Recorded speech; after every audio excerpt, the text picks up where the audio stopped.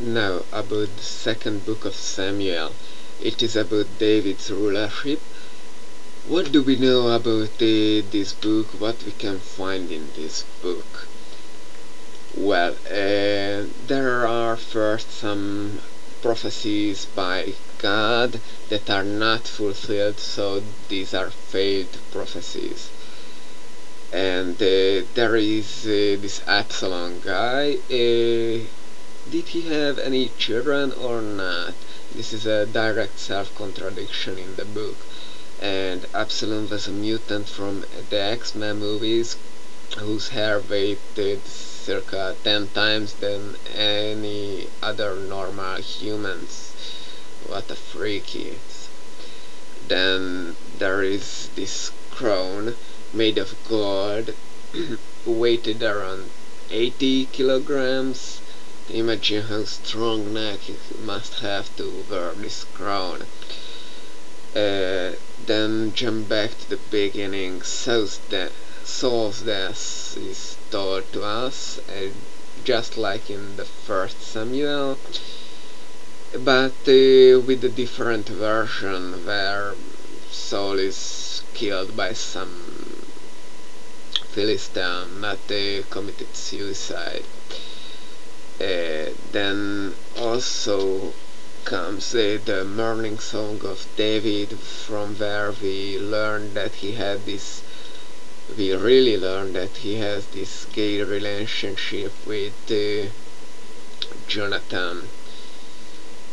Yes, and David didn't change from the first Samuel. He's the same coward guy, although he occasionally has to go into battles, but he prefers to remain in the back of the army, not in the front as the usual warrior leaders in the Bible.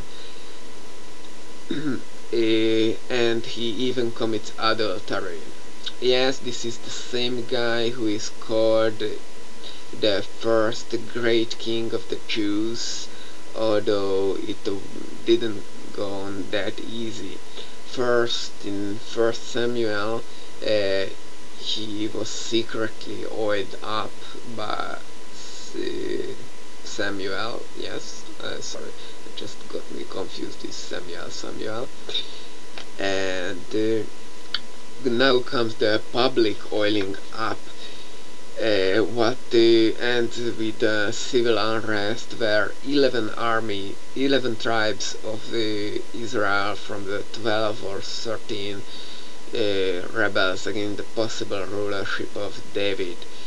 Why is this, you ask? Maybe, of course, he's not the direct descendant of Saul who had descendants, but also because David was a vagabond and a bandit leader of 400 to 600 people feasting on commoners, many times denounced by the locals to the army.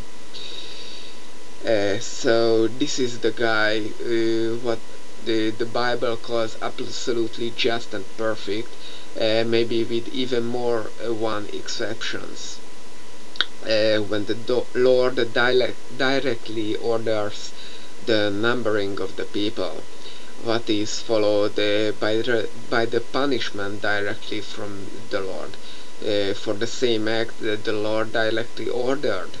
Can you follow this God's thinking? Because I can't.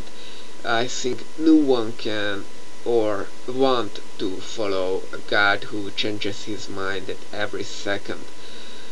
Then David's selfishness shall be a topic too, because he wanted to build a house to God, but got forbidden. He wants it to build in his town, but doesn't really specify that it is Jerusalem or not yet. And I don't want to decide that topic here.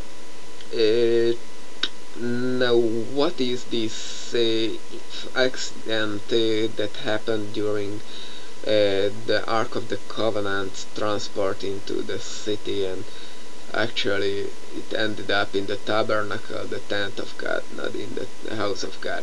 Well, they left it unguarded on a wagon, uh, and the terrain is a mess. It's a very hard terrain on a hillside.